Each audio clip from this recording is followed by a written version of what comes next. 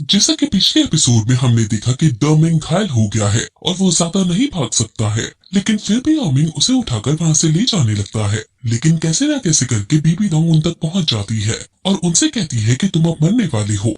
तुमने हमारे एक सोल एंड मास्टर को भी मार डाला है, इसलिए तुम अब बिल्कुल नहीं बचोगे। आमिंग और दामिंग को चारों तरफ से एल्डर्स ने घेर लिया था और बीबी डोंग अब उनके स्पिरिट रिंग और स्पिरिट बोन लेने के लिए आगे बढ़ रही होती है। टैंग शैंग और जीवू अब वहां पहुंच गए हैं और वो इनविजिबल होकर इस दृश्य को देख रहे हैं। हालांकि उनकी इनविजिबिलिटी उन्हें बीबी डोंग से छुपा कर रख सकती है, लेकिन वो आमिंग और दामिंग को कैसे बचाए उन्हें समझ नहीं आ रहा था।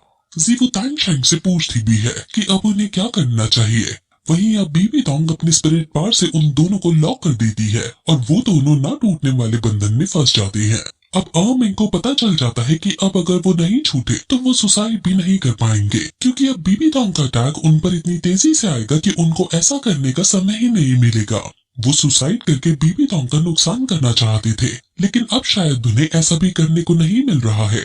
इनके बीच स्ट्रगल चल रहा था कि तभी टैंग शैंग एक तरीका सोचता है और कहता है कि वो पर्पल गॉड लाइट का यूज करके स्पिरिट के लॉ को तोड़ेगा। ऐसा होने से आमिंग और दामिंग खतरे से निकल जाएंगे। उसके बाद मैं बाकी एल्डर्स पर अपनी सी गॉड की लाइट का यूज करूंगा और उन्हें रोकूंगा। तब तक तुम दामिंग और आमिंग को वहां से दूर ले जाना, फिर तुरंत मैं तुम्हें कवर देने आ जाऊंगा और हम वहां से भाग जाएंगे। मैं बीबी डोंग को अपनी ब्लू सिल्वर फील्ड से डिस्टर्ब करूंगा, जिससे वो हम पर हमला नहीं कर पाएगी और न ही हमारी लोकेशन ढूंढ पाएगी।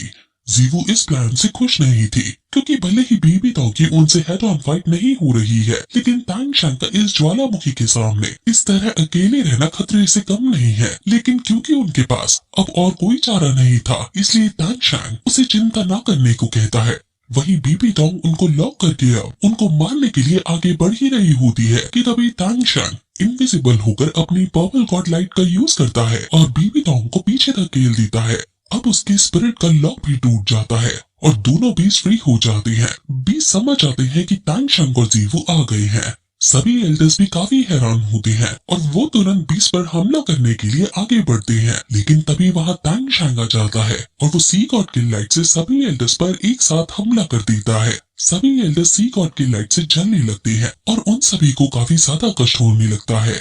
वो लोग इधर से उधर भागने लगते हैं। वहीं बाकी एल्डर्स को वो अपनी ब्लू सिल्वर डोमेन को फैलाकर ब्लू सिल्वर प्लांट से रोक देता है। अब बीबी डोंग के ऊपर ब्लू सिल्वर डोमेन काम करने लगती है और उसकी राक्षसा डोमेन टूटने लगती है। अब वो दोनों बीस भी ग्रेविटी कंट्रोल टेक्निक का यूज करके बीबी डोंग को लॉक कर देते हैं। बीबी डोंग की बॉडी अब इन दोनों बीस की वजह से कहीं हिल डुल नहीं पा रही है।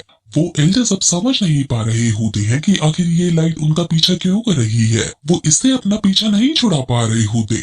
टैंग शैंग अब घोस्ट मास्टर के सामने आता है और उसे क्वीन मिंग की याद दिलाता है। घोस्ट मास्टर समझ जाते हैं कि ये टैंग शैंग है और ये क्वीन मिंग की मौत का बदला लेकर रहेगा। टैंग शैंग कहता है कि चाहे ये सी गॉड की लाइट है या क्वीन मिंग की फ्लेम, ये दोनों ही तुम्हारी मौत बनकर तुम्हारे सामने खड़ी हैं। अब घोस्ट मास्टर सीधा टैंग शैंग पर अटैक करने के लिए आगे बढ़ता है, लेकिन उसका एक भी अटैक टैंग शैंग पर काम नहीं करता।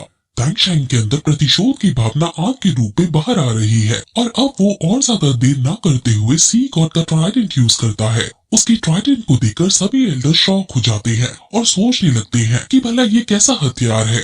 अब टैंग शैंग ट्राइडेंट की मदद से सीधा घोस्ट मास्टर पर हमला कर देता है और घोस्ट मास्टर की वहीं बेरहमी से मृत्यु हो जाती है, जिसके बाद ये एपिसोड यहीं खत्म हो जाता है।